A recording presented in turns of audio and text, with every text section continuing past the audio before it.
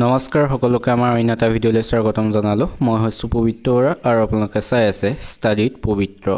সকলোৰে বাবে এটা ভাল খবৰ লৈ আহিছোঁ। সকলোৱে কমেণ্ট কৰি সুধি আছিল যে ADRE গ্ৰেড 3 গ্ৰেড 4 আছাম পুলিচৰ সমূহৰ পৰীক্ষাসমূহ কেতিয়া অনুষ্ঠিত হ'ব। ফাইনেলি ইয়াৰ ডেট ওলাল, কেতিয়া অনুষ্ঠিত হ'ব, কি পঢ়িব লাগিব আৰু এইবাৰ যেহেতু অলপ বেলেগ ধৰণে পৰীক্ষাসমূহ অনুষ্ঠিত হ'ব, কেনেদৰে হ'ব আজিৰ ভিডিঅ'টোত আলোচনা কৰিম। গতিকে সকলোৱে ভিডিঅ'টো শেষলৈকে চাব। যিসকলে আমাৰ চেনেলটো এতিয়াও ছাবস্ক্ৰাইব কৰা নাই সেইসকলে চেনেলটো ছাবস্ক্ৰাইব কৰি বন্ধু বান্ধৱীৰ সৈতে শ্বেয়াৰ কৰি দিব। আমি ADRE গ্ৰেড 3 গ্ৰেড 4 বাবে আমি ৰেগুলাৰ ভিডিঅ'সমূহ এই চেনেলত আপলোড কৰোঁ। যিসকলে প্ৰিপাৰেশ্যন কৰি আছে সেইসকলে চেনেলটো ছাবস্ক্ৰাইব কৰি দিব। যদি ভিডিঅ'টো ফেচবুকত চাই আছে তেন্তে পেজখন ফ'ল' কৰি ভিডিঅ'টো শ্বেয়াৰ কৰি দিব। আমি তেন্তে ভিডিঅ'টো আৰম্ভ কৰোঁ। তৃতীয় আৰু চতুৰ্থ বৰ্গৰ পৰীক্ষাৰ সময় ঘোষণা। APSC-RRHত অনুষ্ঠিত হ'ব ADRE পৰীক্ষা। এইবাৰ ADRE পৰীক্ষা গ্ৰেড 3 গ্ৰেড 4 APSC-RRHত অনুষ্ঠিত হ'ব। তিনিটা পৰ্যায়ত অনুষ্ঠিত হ'ব তৃতীয় বৰ্গৰ পৰীক্ষা। প্ৰাৰম্ভিক মূল আৰু সাক্ষাৎকাৰ পৰ্ব অনুষ্ঠিত হ'ব। প্ৰথম প্ৰাৰম্ভিক, তাৰপিছত মূল আৰু তাৰপিছত সাক্ষাৎকাৰ অনুষ্ঠিত হ'ব। ADRE তৃতীয় বৰ্গৰ পৰীক্ষা অনুষ্ঠিত হ'ব 15, 22 আৰু 29 ছেপ্টেম্বৰত। সকলোৱে মনত ৰাখিবা, ADRE তৃতীয় বৰ্গৰ পৰীক্ষা অনুষ্ঠিত হ'ব 15, 22 আৰু 29 ছেপ্টেম্বৰত আৰু ADRE চতুৰ্থ বৰ্গৰ পৰীক্ষা অনুষ্ঠিত হ'ব 20 আৰু 27 অক্টোবৰত। 20 আৰু 27 অক্টোবৰত অনুষ্ঠিত হ'ব চতুৰ্থ বৰ্গৰ পৰীক্ষা আৰু গ্ৰেড 3 পৰীক্ষা অনুষ্ঠিত হ'ব 15, 22 আৰু 29 ছেপ্টেম্বৰত। 3 অক্টোবৰৰ পৰা অসম আৰক্ষীৰ হ'ব শাৰীৰিক পৰীক্ষা। 3 অক্টোবৰৰ পৰাও অসম আৰক্ষীৰ যি শাৰীৰিক পৰীক্ষা হ'ব 3 অক্টোবৰৰ পৰা সকলোৱে ৰানিং কৰা। আৰু এই বৰ্ষতে আৰক্ষীত 6434টা পদ পূৰণৰ লক্ষ্য চৰকাৰৰ। অসম আৰক্ষীত 6434টা পদ পূৰণ কৰিব চৰকাৰে। তৃতীয় বৰ্গত 7500টা পদ চাকৰিত হ'ব নিযুক্তি আৰু চতুৰ্থ বৰ্গত হ'ব 4500টা পদ। আৰু গণিত বিষয়ৰ বাবে বিদ্যালয়সমূহত সুকীয়া শিক্ষক নিযুক্তিৰ ব্যৱস্থা কৰিব চৰকাৰে। গতিকে সকলোৱে গম পালা যে থাৰ্ড গ্ৰেডৰ পৰীক্ষাসমূহ অনুষ্ঠিত হ'ব 15, 22 আৰু 29 ছেপ্টেম্বৰত আৰু ফ'ৰ্থ গ্ৰেডৰ পৰীক্ষাসমূহ অনুষ্ঠিত হ'ব 20 আৰু 27 অক্টোবৰত। আৰু এইবাৰ পৰীক্ষাসমূহ APSC-RRHত অনুষ্ঠিত হ'ব। প্ৰথম প্ৰিলিমছ হ'ব, তাৰপিছত মেইনছটো হ'ব, তাৰপিছত হ'ব ভাইভা সাক্ষাৎকাৰ। প্ৰথম প্ৰাৰম্ভিক, তাৰপিছত মূল আৰু তাৰপিছত সাক্ষাৎকাৰ হ'ব। গতিকে যোৱাকালি মুখ্যমন্ত্ৰীগৰাকীয়ে কি ক'লে চাওঁ আহক। বানপানীৰ সাহায্য অভিযানৰ লগে লগে চৰকাৰখনৰ আন কামবিলাকো যাতে সমান্তৰালভাৱে চলাই ৰাখিব পাৰোঁ, তাৰ বাবে আজি মই নিযুক্তি সম্পৰ্কীয় কেইবাখনো গুৰুত্বপূৰ্ণ বৈঠকত অংশগ্ৰহণ কৰিছিলোঁ। য'তেই মই যাওঁ তাতেই আমাৰ আৰক্ষীত আবেদন কৰা ল'ৰা ছোৱালীসকলে মোক সুধি থাকে যে দাদা, মামা, পুলিচৰ ফিজিকেল ইণ্টাৰভিউ কেতিয়াৰ পৰা আৰম্ভ হ'ব। আমি অসম পুলিচত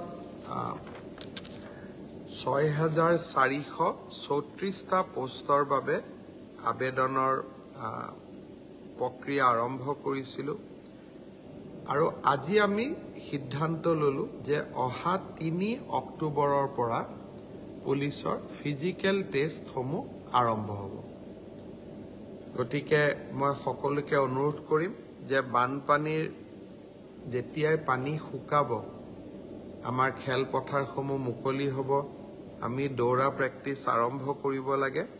কাৰণ 3 অক্টোবৰৰ পৰা অসম আৰক্ষীৰ ফিজিকেল টেষ্ট আৰম্ভ হ'ব। মোৰ লক্ষ্য হৈছে যে ফিজিকেল টেষ্ট, ৰিটেন আৰু ভাইভা তিনিওটা প্ৰক্ৰিয়া সম্পূৰ্ণ কৰি এই বিত্তীয় বৰ্ষতে আমি যাতে এই 6434টা পদ ভৰ্তি কৰিব পাৰোঁ, এটা সুন্দৰ নিযুক্তি প্ৰক্ৰিয়াৰ মাজেৰে ল'ৰা ছোৱালীক নিযুক্তি দিব পাৰোঁ আৰু তাৰ লগে লগে 2025 চনৰ বাবে আকৌ এবাৰ নিযুক্তি প্ৰক্ৰিয়া আমি যাতে আৰম্ভ কৰিব পাৰোঁ। বিভিন্ন স্থানত গ'লে ছাত্ৰ ছাত্ৰীসকলে এডিআৰিৰ পৰীক্ষাসমূহ কেতিয়াও অনুষ্ঠিত হ'ব সেই বিষয়েও মোক প্ৰশ্ন কৰে। আজি আমি সেই বিষয়েও এখন বৈঠক কৰিছিলোঁ। এডিআৰিৰ আসাম ডিৰেক্ট ৰিক্ৰুটমেণ্ট এক্সামিনেশ্যন, যাক আমি চমুকৈ এডিআৰি বুলি কওঁ, এডিআৰিৰ গ্ৰেড 3 পোষ্টসমূহৰ পৰীক্ষা 15, 22 আৰু 29 ছেপ্টেম্বৰত অনুষ্ঠিত হ'ব। মই আকৌ এবাৰ কৈছোঁ যে গ্ৰেড 3 পোষ্টসমূহৰ বাবে ইণ্টাৰভিউ 15, 22 আৰু 29 ছেপ্টেম্বৰত অনুষ্ঠিত হ'ব। এই পৰীক্ষা এইবাৰ লোকসেৱা আয়োগে পতা পৰীক্ষাৰ আৰ্হিত হ'ব। প্ৰথমতে প্ৰিলিমিনাৰী পৰীক্ষা হ'ব, তাৰ পিছত মেইনছ হ'ব, আৰু মেইনছৰ পিছত আমি ভাইভা প্ৰক্ৰিয়াৰ মাজেৰে আমি সমগ্ৰ ইণ্টাৰভিউ প্ৰক্ৰিয়াটো সমাপ্ত কৰিম। প্ৰিলিমছ এক্সাম তৃতীয় শ্ৰেণীৰ পদসমূহৰ বাবে 15, 22 আৰু 29 ছেপ্টেম্বৰত অনুষ্ঠিত হ'ব। আজি আমি জুলাই মাহত আছোঁ। মই আশা কৰিম যে আমাৰ শিক্ষাৰ্থীসকলে, চাকৰি প্ৰাৰ্থীসকলে যাতে পঢ়া শুনা আৰম্ভ কৰে। ঠিক সেইধৰণে চতুৰ্থ শ্ৰেণীৰ বাবেও আমি একেটাই ব্যৱস্থা হাতত ল'ম। প্ৰথমতে প্ৰিলিমছ, তাৰপিছত মেইনছ আৰু তাৰপিছত ভাইভা ভচি। গ্ৰেড 4 বা চতুৰ্থ শ্ৰেণীৰ পদৰো প্ৰিলিমছ 20 আৰু 27 অক্টোবৰত অনুষ্ঠিত হ'ব। আমাৰ গ্ৰেড 3ত প্ৰায় 7,500 পোষ্ট আছে আৰু গ্ৰেড 4ত প্ৰায় 4,500 বা আৰু অলপ 100-200 বেছি, ইমানখিনি আমাৰ পোষ্ট খালী হৈ আছে। এটা স্বচ্ছ নিযুক্তি প্ৰক্ৰিয়াৰ মাজেৰে আমি এই পদখিনি পূৰণ কৰিম।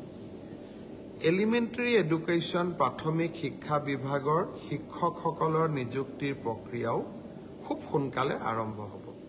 অৱশ্যে ছেকেণ্ডাৰী এডুকেশ্যনত আমাৰ অকণমান সময় লাগিব, কাৰণ প্ৰথমবাৰৰ বাবে অসমত আমি গ্ৰেজুৱেট টিচাৰ মেথছ বুলি এটা নতুন পদ সৃষ্টি কৰিব খুজিছোঁ।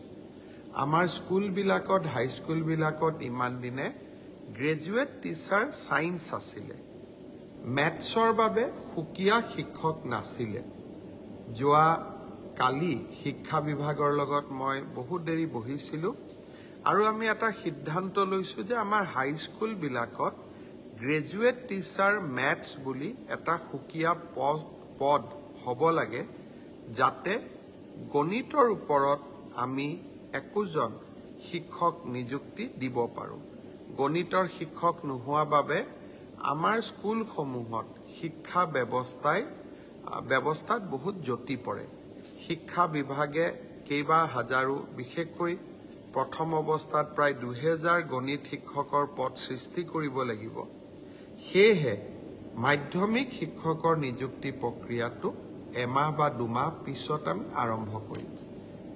সেই হ'লেও মোৰ লক্ষ্য যে এই গোটেই পোষ্টখিনি গ্ৰেড 3ত 7,600, গ্ৰেড 4ত 5,000, পুলিচত 6,434, এলিমেণ্টাৰী এডুকেশ্যনত 5,550 গৰাকী শিক্ষক, ছেকেণ্ডাৰী এডুকেশ্যনতো প্ৰায় 8,000 শিক্ষক, এই গোটেই অৰ্থাৎ প্ৰায় 35,000 নিযুক্তি আমি মাৰ্চ মাহ বা এপ্ৰিল, বিশেষকৈ বহাগ বিহুৰ আগতে আমি শেষ কৰিব খুজিছোঁ। ছাত্ৰ ছাত্ৰীসকল, যুৱক যুৱতীসকল, নিকা নিযুক্তি মোৰ দায়বদ্ধতা আছিল। বহু সময়ত বহুতে কয় যে মেৰিটত নিযুক্তি পাইছোঁ, চৰকাৰক কিয় খাতিৰ কৰিব লাগে। পংকিলতাৰ দিনত ৰাজনৈতিক দৃষ্টিৰ পৰা আঁতৰি মেধাৰ ভিত্তিত নিযুক্তি দিয়া সিদ্ধান্তই ৰাজনৈতিকভাৱে আমাক কৰবাত বহুত ক্ষতি কৰে। আনকি আমাৰ দলৰ মানুহবিলাকো বা আমাৰ দলৰ কাৰ্যকৰ্তাবিলাকো কেতিয়াবা মন বেয়া কৰে যে আমি দল কৰোঁ কিন্তু চাকৰি আমি নাপাওঁ। তথাপিতো মেৰিটত নিযুক্তি দিয়া মোৰ এক দায়বদ্ধতা আছিল আৰু সেই দায়বদ্ধতা পালন কৰাৰ বাবে মই আকৌ এবাৰ সাজু হৈছোঁ। বহু দিন অসমত বহু ধৰণে নিযুক্তি হৈছিল, কিন্তু মেধাৰ ওপৰত নিযুক্তি এনেকৈ কেতিয়াও হোৱা নাছিল। 1 লাখ নিযুক্তি সমাপ্ত কৰি নিৰ্বাচনী সভাবিলাকত মই যি ধৰণে প্ৰতিশ্ৰুতি দিছিলোঁ যে মই আৰু 50,000 নিযুক্তিৰ ব্যৱস্থা কৰিম, তাৰ প্ৰতি ধাৱমান হৈছোঁ। আজিৰ পৰা সেই প্ৰক্ৰিয়া আৰম্ভ হ'ল। সকলোকে বহুত বহুত শুভেচ্ছা জনাইছোঁ। ভালকৈ পঢ়িব লাগে আৰু দেউতা মাৰ লগতে সকলোৰে সুনাম বৃদ্ধি কৰিব লাগে।